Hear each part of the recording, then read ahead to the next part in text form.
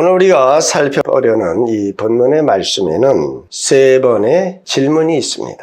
예수 그리스도께서 행하신 일들의 일부를 목격했던 사람들이 던진 질문이기도 합니다. 이 각 질문은 대단히 중요합니다. 이 질문들을 함께 살펴보시면서 특별히 주 예수 그리스도와 관계에 대하여 함께 해답을 얻고자 합니다. 첫 번째 질문은 25절에 등장하는 예루살렘 사람들의 질문입니다.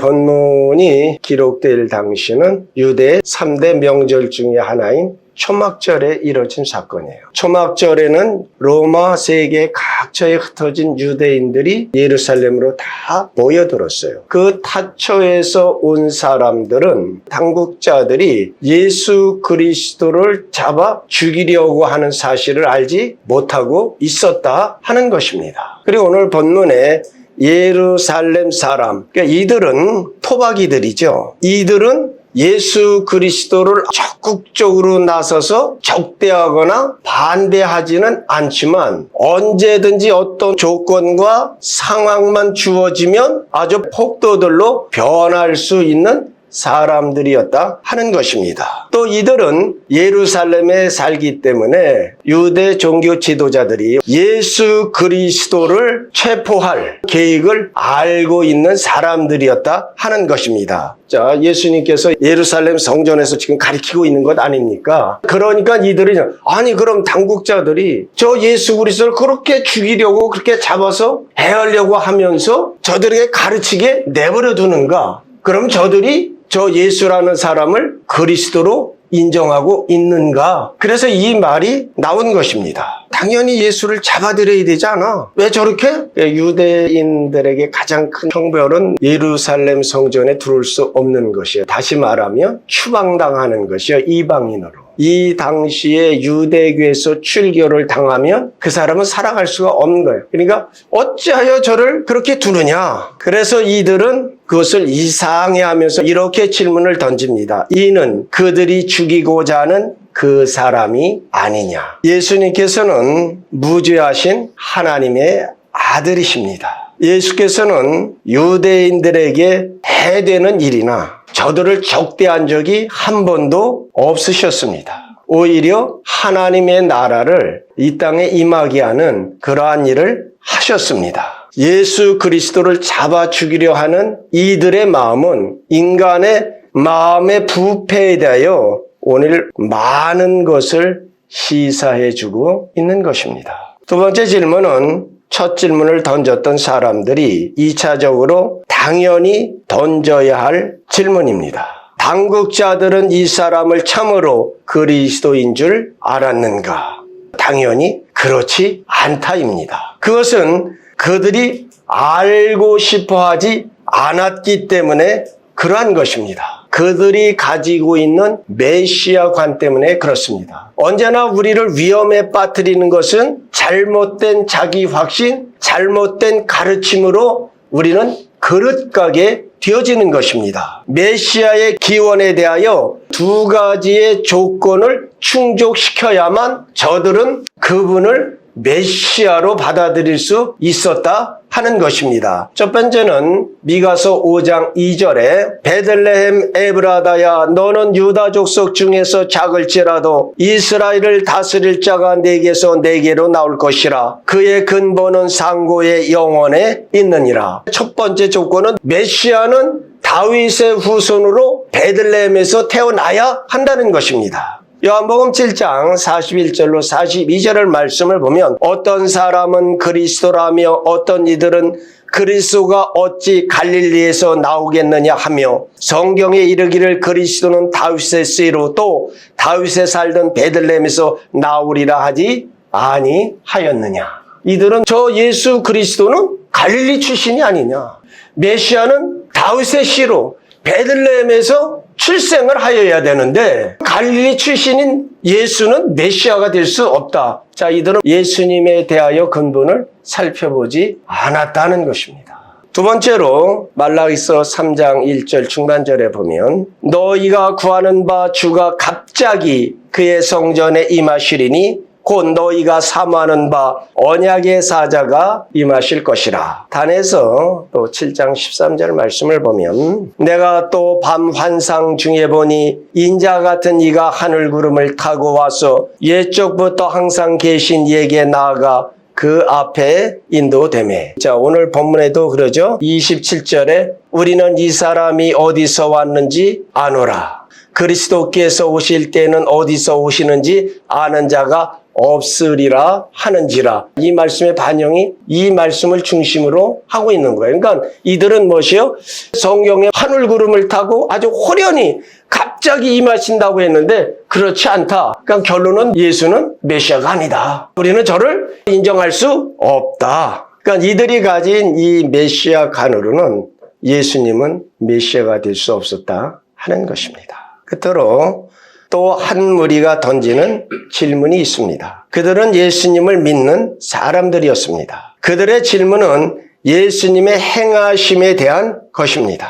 31절에 그리스도께서 오실지라도 그 행하실 표적이 이 사람이 행한 것보다 더 많으랴. 이 질문은 자연스럽게 예수님께서 그리스도 즉 메시아시며 우리가 예수님을 구주로 믿어야 한다는 결론에 이르게 합니다. 유대 역사가 요세푸스, 그 사람은 갈릴리의 제사장이었어요.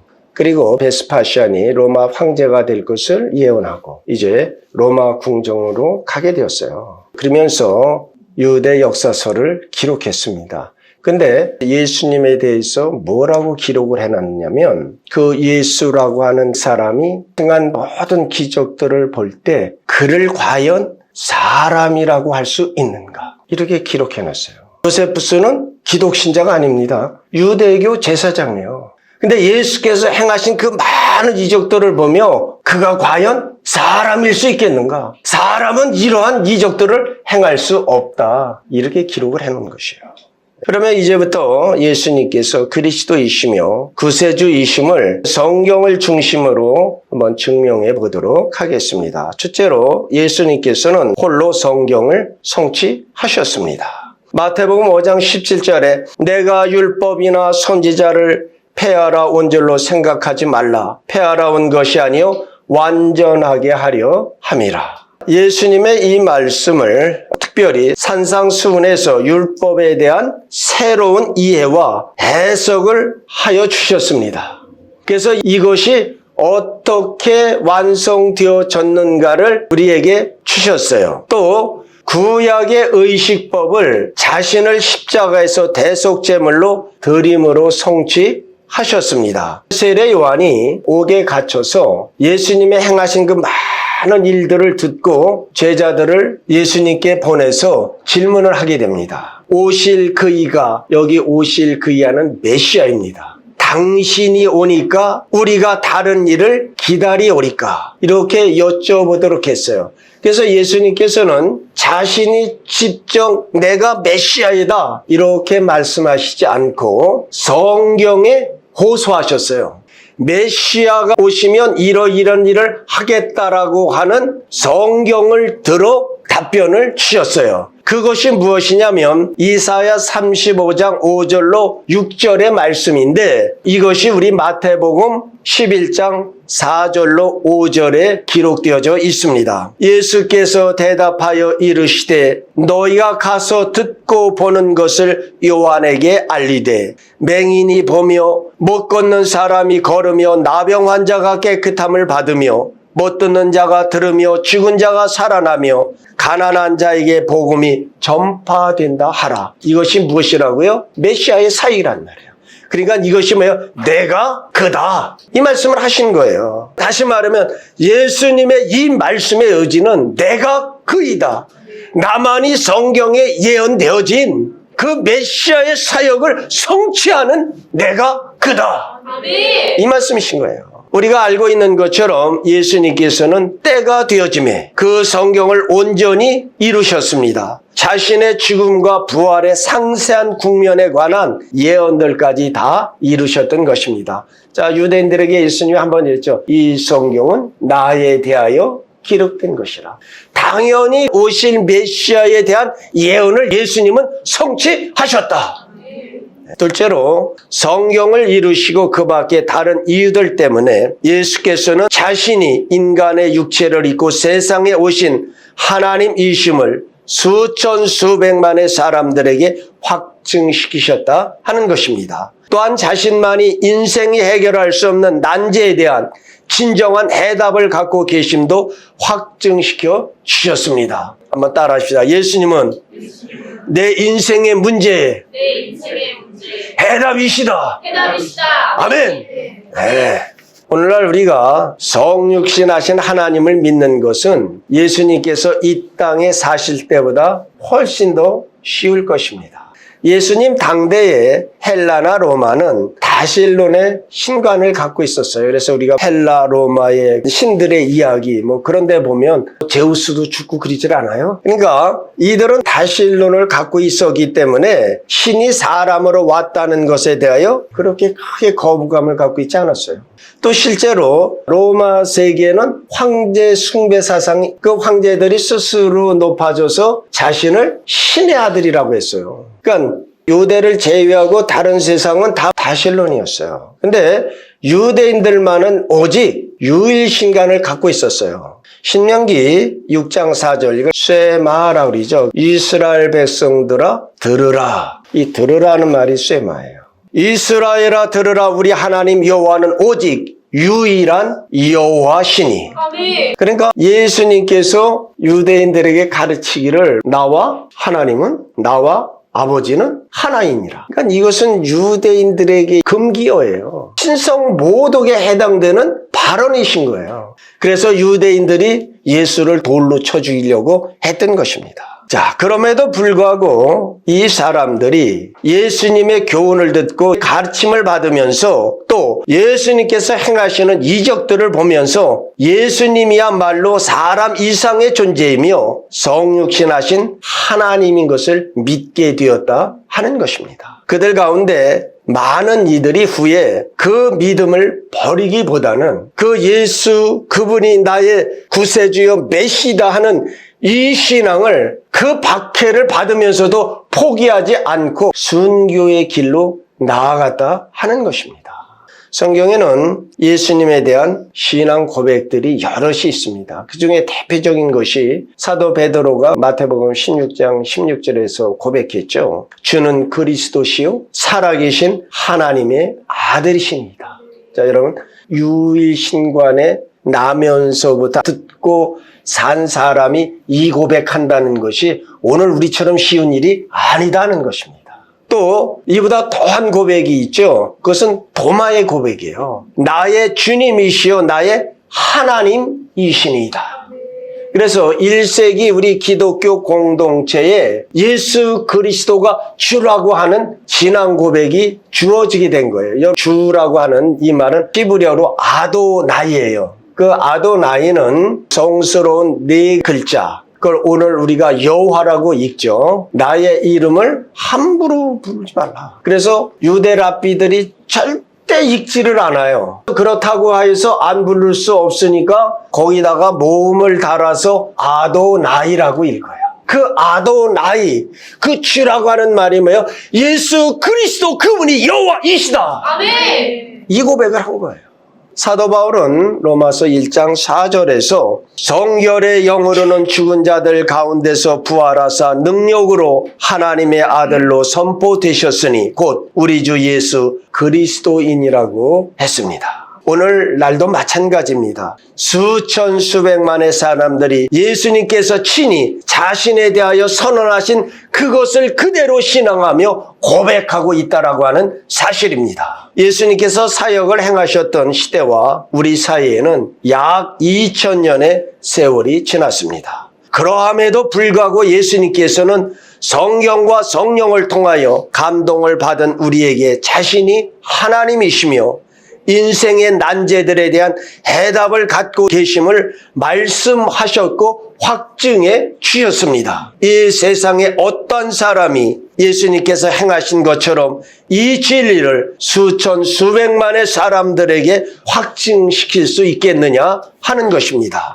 셋째로 예수님께서 세상이 알고 있는 한에서 위대한 사회 변혁을 일으켜 주셨습니다. 물론 그것은 하나의 규범적인 진술이기도 하지만 이 진술이 옳다는 것은 얼마든지 증명할 수 있다 하는 것입니다. 예수님께서 이 땅에 오셨을 때 세상은 잔인과 공포가 난무하는 시대였습니다. 그러니까 그 당시에 노예라고 하면 인간이 아닌 것이에요. 주인이 죽이고 싶으면 죽이고 채찍으로 때리고 싶으면 때리고 그러니까 가구와 같은 존재였던 것이에요. 그런 노예제도가 아주 보편적으로 시행되어졌고 검투사들이 생명을 걸고 싸움을 벌였고 심지어는 인간이 얼마나 악한지 내가 난 내 자식을 내 마음에 맞지를 않아요. 이러면 그냥 내다 버렸어요. 죽으라고. 근데 어떤 법에도 저촉되지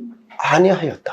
자유민과 노예가 구분되어 있었고 유대인과 이방인, 남자와 여자, 로마인과 헬라세계 서로 적대 경쟁하며 나누어져 있던 그러한 시대였습니다. 예수님께서는 그 시대를 변화시키셨습니다. 사랑하는 성도들이여, 여러분은 세상의 하나의 미랄입니다. 여러분이 땅에 묻혀 죽어지면 100배의 결실을 맺을 줄 믿습니다. 사회 변혁의 주체는 기독교가 되어져야 하는 것입니다. 예수님께서는 사회적인 변화만이 아닌 자신을 따르는 모든 사람들 속에 자신의 생명을 불어넣고 그 생명 위에 세워진 새로운 윤리를 가지고 오셨습니다. 이것을 천국윤리 또는 기독교 윤리라고 합니다. 오늘날 우리 기독교 윤리는 이렇게 중요한 것입니다. 인간을 인간되게 하는 두 가지 사회적 요소가 있어요. 하나는 법입니다. 그러니까 우리 인간에게 법이 없다면 그것은 짐승의 세계와 다를 것이 없어요. 힘센 사람이 마음대로 하는. 또 하나는 윤리와 도덕입니다. 그러니까 법과 윤리와 도덕이 없는 사회. 이것이 없으면 짐승 같은 삶을 사는 것이에요. 그런데 오늘 우리 시대에 윤리와 도덕이 자꾸 무너져 내리고 있습니다. 그 옛날 미개하고 무법한 시대로 돌아가고 있다라고 하는 말인 것이에요. 오늘 우리가 분명한 기독교 윤리를 가지고 살아가야 합니다. 윤리와 도덕에 견고히 서야 하는 것입니다. 예수님께서 이러한 천국 윤리를 갖고 이 땅에 오셔서 전파하셨어요. 그러하다고 하여 그 변화가 즉시로 이루어진 것은 아닙니다. 가루서말에 섞인 누룩처럼 서서히 영향력을 키워나갔습니다. 천국은 그렇게 전파되는 것입니다. 가장 획기적인 변화는 콘스탄틴 황제와 유스티안 황제 통치 기간에 일어났습니다. 이때는 기독교가 로마의 국교가 되어졌고 우리 기독교인들의 영향 아래 로마에서 성행되어지던 검투 경기는 다시는 일어나지 않았어요. 그리고 노예의 보호법이 제정되었습니다. 또한 병원과 고아원이 지어지기 시작했던 것입니다. 물론 우리 기독교가 중세에 암흑기를 가져온 것도 사실이기도 합니다. 그리하여 종교 개혁을 이루게 했던 것입니다. 이때 종교 개혁에 이르러서는 사회개혁의 운동이 일어나고 주리에서는 쭈핑클리가 수도원을 개조하여 가난한 자들에게 양식을 나눠주는 구호소로 또한 직업훈련소를 세웠습니다. 그래서 주리에는 거린이 없다고 합니다. 기독교가 들어가는 곳에 여권 신장이 일어났고 고아원과 병원들이 들어섰으며 민주주의를 발전시켜 왔던 것입니다. 그 모든 출발점이 기독교이다. 이토록 우리 기독자들은 사회 전반의 변혁에도 주도적인 역할을 하되 기독교 윤리를 가지고 세워나가야 하는 것입니다. 오늘 우리 기독자들이 이 기독교 윤리, 진리에 서지 않고 사회 참여하는 것은 세속이다 하는 것입니다. 그것은 불신이다. 하나님을 적대하는 행위가 똑같은 것입니다. 끝으로 누가복음 4장 18절로 19절에 인용된 이사야 61장 1절에 마음이 상한 자를 치유하심을 말씀하여 주고 있습니다. 나를 보내사 마음이 상한 자를 고치며, 예수님은 우리의 상한 심령을 고치십니다. 상한 심령을 갖고 있는 사람은 수도 없이 많습니다. 잠언서 14장 13절은 이렇게 말씀해 주십니다. 웃을 때에도 마음에 슬픔이 있고 즐거움의 끝에도 근심이 있느니라. 우리의 가정, 경제, 직장, 우리의 자녀, 학교, 어느 한 곳도 문제 없는 곳이 없습니다. 인생은 문제투성이다.